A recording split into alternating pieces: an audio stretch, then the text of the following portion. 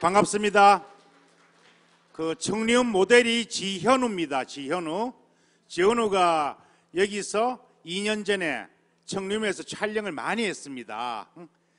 그것을 연출한 신사아가씨 신창석 감독입니다. 반갑습니다.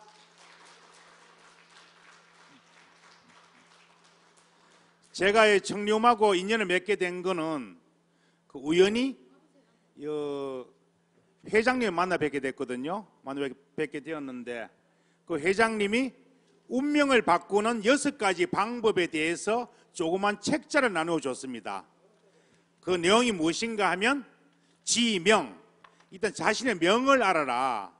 그거는 자기의 어떤 사주팔자를 알아라는 얘기죠. 요즘 같으면 MBTI 이거를 아는 것이 지명의 하나의 방법입니다. 그리고 명상을 하라. 명상은 저기 스님들 계시죠? 스님들 따라하면 너무 명상을 잘 할 수 있을 겁니다. 예?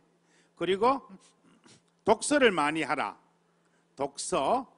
그리고 명당이 청렴 같은 명당에 좀 자주 오면 또 운을 바꿀 수가 있습니다.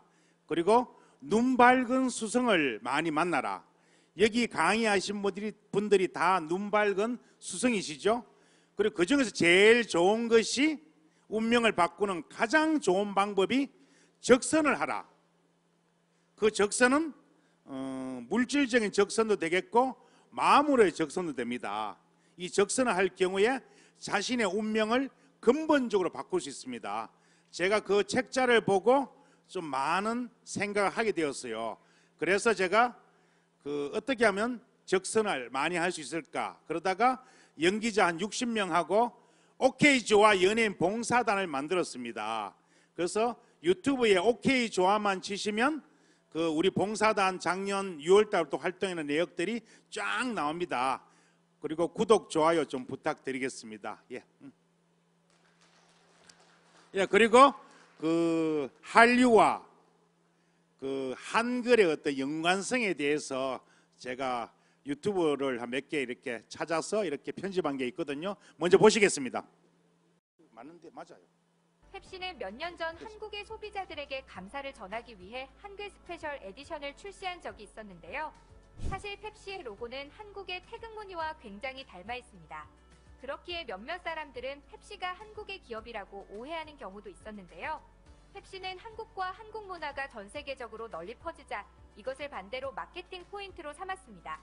대한민국 문화에 대한 존중의 의미를 담았다는 한글 에디션에는 우리나라의 자랑스러운 문화유산인 한글 고구려 사신도, 민족 고유의 흥이 담긴 풍물놀이, 탈춤 등을 모티브로 한 일러스트가 담겨 있었는데요. 이 한글 에디션이 나왔을 당시에는 사람들의 반응이 별로 없었습니다.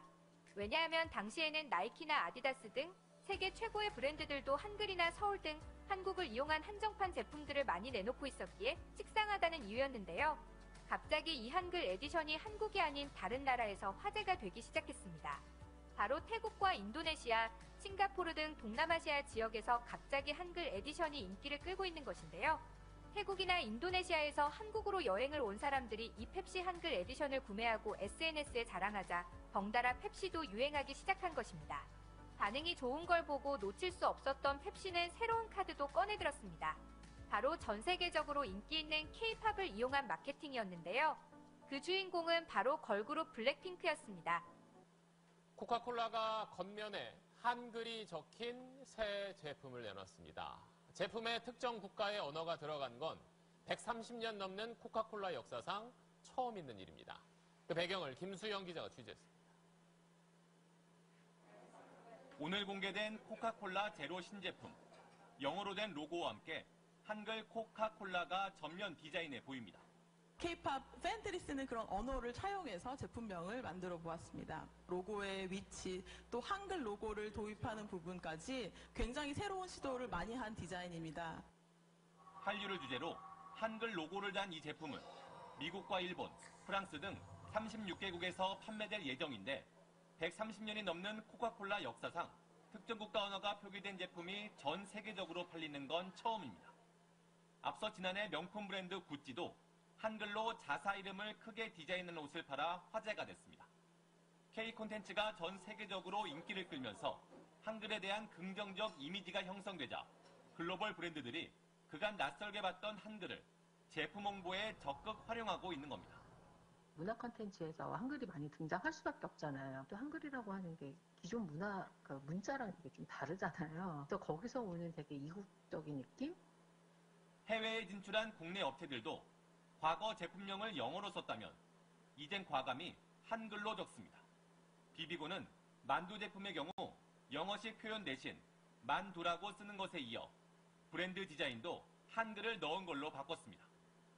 한류 열풍은 한국 문화와 음식, 언어에 대해 두루 관심을 높였고 그 현상을 포착한 기업들은 색다른 마케팅에 활용하고 있습니다. K-팝의 위상이 갈수록 높아지는 가운데 지구촌에는 한국어 열풍이 뜨겁게 불고 있습니다. 미국 음악시장 분석업체의 보고서에 따르면 영어와 스페인어에 이어 한국어가 올해 상반기 미국 음원 시장에서 세 번째로 많이 스트리밍된 언어로 나타났습니다.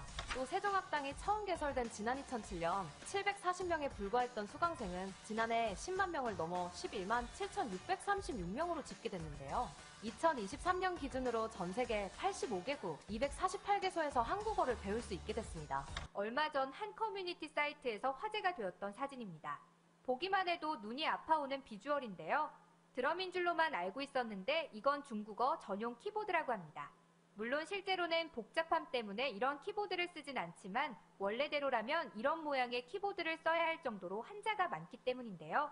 그래서 실제 중국어 키보드에는 중국어가 쓰여 있지 않습니다. 영문만 쓰여 있죠? 그 이유는 바로 중국어의 병음 때문입니다.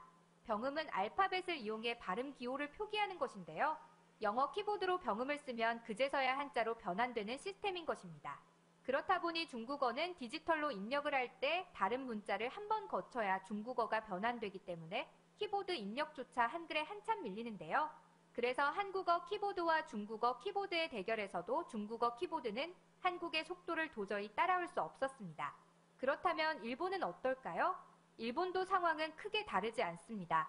일본의 경우 타자 속도는 고수들도 분당 100타를 넘기기가 힘들다는데요. 한국은 분당 1000타까지도 가뿐히 넘기는 사람이 많은 것에 비하면 정말 터무니없는 속도라는 것을 알 수 있습니다. 일본의 경우도 중국과 비슷하게 영문 발음 기호대로 적고 변환하는 과정을 거쳐야 하기 때문이라는데요. 그런 이유로 일본의 젊은 사람들은 아예 키보드 사용법을 모르는 사람도 많다고 합니다.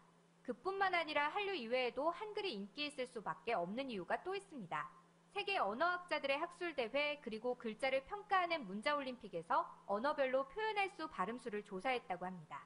그런데 영어는 300여 개, 중국어는 400여 개, 일본어는 300여 개인데 반해 한국어는 무려 8,800여 개에 달해 전 세계 언어 중 단연 1위를 차지했다는데요. 그도 그럴 것이 한글 자모 24개를 조합해서 만들 수 있는 글자 수는 무려 1만 1172개나 되니 그 우수성이 얼마나 뛰어난지 알 수 있습니다. 이처럼 한글의 우수성은 스마트 시대에서 더욱 빛나고 있는데요.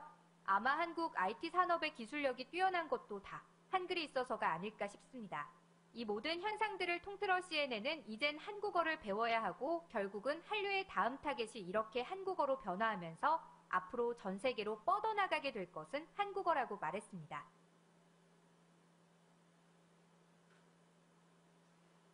예, 제가 짧게 편집을 해봤습니다. 한류가 전 세계에 많이 퍼지지 않습니까? 처음에는 K-팝, 그리고 K-드라마, K-영화, 그리고 K-음식, 그다음 K-뷰티, 그리고 지금은 K-한글입니다. 한글. 한글 자체가 한류의 핵심으로 떠올랐습니다. 한글은 굉장히 과학적인 원리인데다가 배우기도 쉽고, 그것도 한글이 너무 아름답대요, 보면요. 미니멀리즘의 어떤 근간 아름다움이 있어가지고, 그 해외 사람들이 굉장히 또 한글에 대해서 이제 굉장히 극찬을 보내고 있거든요. 그리고 또 IT 시대에 한글이 너무 잘 맞습니다. 그래서 아까 그 중국 자판 보셨죠? 또 일본도 키보드 속도 우리 10분의 1밖에 안 돼요. 얼마 전에 한중일 3국에서 어떤 사안을 놔두고 서로 치열하게 네티즌끼리 싸운 적이 있었어요. 그래서 서로 욕을 많이 하게 됐는데 욕 배틀이 벌어졌어요. 근데 일본 사람이 한마디 욕하면 우리는 10마디 욕을 하는 거예요. 키보드로. 중국 사람들이 한 2마디 하면 우리도 한 10마디 하니까 일본하고 중국 우리한테 도저히 상대가 안 되는 거예요.